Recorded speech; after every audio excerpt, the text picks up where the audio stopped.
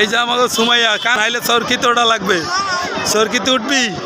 আসসালামু আলাইকুম, আমি ফরাজি লিটন এতিম। আমি কালকে ডাকাতে খুলনায় ব্যাক করলাম 1 বছর 3 মাস পরে।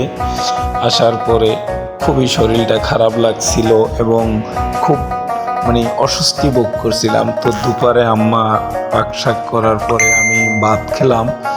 ভাত খাওয়ার পরে আমি ঘুমাই রইলাম আমার রুমে। কিন্তু কতক্ষণ পরে পরে আমার এই ছোট ভাগ্নিটা আমার খুব আদরের, আমার মেজো বোনের সংসারের, কিন্তু আমার খুব আদরের, কিন্তু ওরে আমি খুব ভালোবাসি। কতক্ষণ পর পর আইসা ও আমার যে জ্বালানটা দেয়, চুল ধরিয়া টানে, গা টিপটা দেয়, পাড়াইয়া দেয়, আমার খুব ভাল লাগছিল। পরে চিন্তা করলাম যে আসলে হঠাৎ করে এরকম কেন। পরে কয় মামা মেলায় নিয়ে যাবা। তো আমি কইলাম আজকে আমার শরীরটা খারাপ, কালকে নিয়ে যাবো। কয় না, কোনোভাবেই হবে না। ও এমন একটা আল্লাহ পাক এমন রাগ দিয়া ওরে তৈরি করছে, ও যেটা বলবে সেটাই করা লাগবে। তো আমি ওরে বললাম যে কালকে গেলে হবে না, না আজকে হবে। ও এক কথায় যাইবেই যাবে। পরে চিন্তা করলাম ওইটা আমি ফ্রেশ ট্রেশ হইয়া ওরে নিয়ে বের হইলাম। ওদেরকে কলেমা পড়াইলাম যে তোরা মেলায় যাইয়া অনেক কিছু চাবি, আমার কাছে অত টাকা নাই, তবে আমার বিকাশে টাকা আছে, আর এখন বিকাশ থেকে ক্যাশ আউট করতে পারবো না, দোকানপাট বন্ধ। পরে অনেক কষ্টে ওরা সবাই বলল যে আমরা কিছু খামু না, কিছু চামু না, শুধুমাত্র চরকিতে উড়াবা। তখন আমি চিন্তা করলাম 3-4 পদের চরকি কয় টাকা যাবে, 1000 খানিক টাকার মতো লাগতে পারে সব মিলাইয়া। তো আমি এই চিন্তা করে রওনা দিলাম। আমার মানি ব্যাগে 2-3 হাজার টাকা আছে ওই ভরসায়।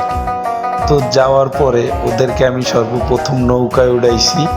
উড়ানোর পর ওরা যে কি ভয় পাইছে সেটা পরবর্তী ভিডিওতে সবাই পাবেন। তো এক ভিডিওতে সবই এডিট করা সম্ভব না। তো আমি ওদেরকে মেলায় বইয়া কান টান ধরাইয়া মোটামুটি ওদেরকে নৌকার শিক্ষাটা দিয়ে দিলাম। এবার আছে 2 পদের চরকি, পেলেনারি। তো একটা প্লেনে চড়তে খুব স্বাচ্ছন্দ্য বোধ করে, আর কয়টায় ভয় পায়। কিন্তু ওরা যাওয়ার পরে এখন যা দেখে তাই খাবে, যা দেখে তাই খাবে, তাই কিনবে। আমি এক কথায় আমার ভাগ্নির কাছে আমি জিম্মি হয়ে পড়ছি, এমন একটা সিচুয়েশন। তো সেখান থেকে আমি চিন্তা করলাম যে আমি তো কুলাইতে পারবো না, তো পারছি। পারার পরে আমি একটা দোকান পাইছি মেলার মধ্যে। ওখানে আমি বললাম যে ভাই আমার খুব চালু করে 2000 টাকা ক্যাশ আউট করে দেন। পরে উনি ক্যাশ আউট করে দিল আমারে। পরে ওদেরকে সব কিছু কিনা কেটে দেওয়ার পরে ওদেরকে আসার সময় জিজ্ঞাসা করলাম যে তোরা কি খুশি? সবাই খুশি।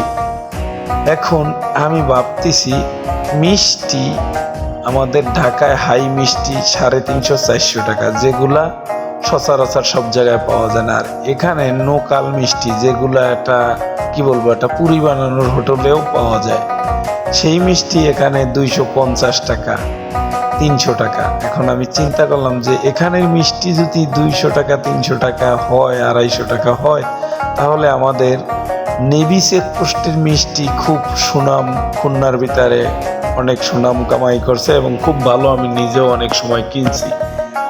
তো সেখানের মিষ্টির জলের সমানও না এই মিষ্টিগুলো। আর এখানে যেগুলো যেতই ঈদ উপলক্ষে এখানে আমি যতগুলা দাম দেখলাম, কয়েকটা দোকানদারের সাথে আমাকে ভিডিও করতেছে পিছন দিয়ে, দোকানদাররা এক পর্যায়ে আমার উপরে বিরক্ত। এখন আমি জানি না আমাকে কি ক্যামেরা দেখে হয়তো দাম বেশি চাওয়া হয়েছে, নাকি এমনিতেই তারা সবার কাছ থেকে এরকম দাম নেয়, আমি এটা জানি না। তবে আমি মেলায় অবশ্যই খুলনায় আরও 3-4 দিন আসি, অবশ্যই আর একবার যাব, এটাকে জাস্টিফাই করার জন্য, জাজ করার জন্য যাব। তো এই বিষয়টা আমি জানাইতে চাই আপনাদের জন্য, যার কারণে ভিডিওটা দেওয়া। কারণ আমরা হয়তো ঈদ, কুরবানি, ঈদুল আজহা, যে কোনো পহেলা বৈশাখ, আসলে আমরা বাংলাদেশ 90% মুসলমানদের দেশ। এখানে আমরা যে কোনো উৎসবে আমরা মনে করি এটা একটা ব্যবসা করার একটা আয়ের উৎসব, যেটাকে আমরা 1 টাকার মাল 10 টাকা বেচতে পারবো, 9 টাকা লাভবান হবো এবং সেগুলা দিয়ে ভালো কিছু কামনা করতে পারবো। আসলে এটা ইসলামে দৃষ্টি আইকন থেকে কোন পর্যায়ে দেখা হয় আমি জানি না, তবে আপনারা যদি, আমি জানি সোশ্যাল মিডিয়ায় বড় বড় মাওলানারা বিভিন্ন পেজ নিয়ে, বিভিন্ন ফ্রেন্ড ফলোয়ার বেশি নিয়ে থাকেন। তো দিয়ে আপনাদের কোনো কিছু সঠিক জানা থাকে তাহলে আমাকে একটু দয়া করে কমেন্টে জানাবেন, কারণ আমি দেখেছি ঈদুল আজহা, তারপরে রোজার ঈদ, ডাল চিনি থেকে শুরু করে এভরিথিং সব কিছুর দাম কিরকম জানি রিডাবল হয়ে যায়। কেন এই জিনিসটা শুধু আমাদের বাংলাদেশে কেন? যদি এরকমটাই হয় তাহলে বিশ্বের সব দেশে এরকমটা হওয়া উচিত। আর আমরা তো এখন জানি সোশ্যাল মিডিয়া সবার হাতের মুঠে মুঠে, আঙ্গুলের মাথায় সারা বিশ্ব সব সময় থাকে, কিন্তু আমি বুঝতে পারি না যে শুধুমাত্র বাংলাদেশের ক্ষেত্রেই শুধু বাড়বে কিন্তু কমবে না, উৎসব হোক। আর বাংলাদেশ এমন একটা জায়গা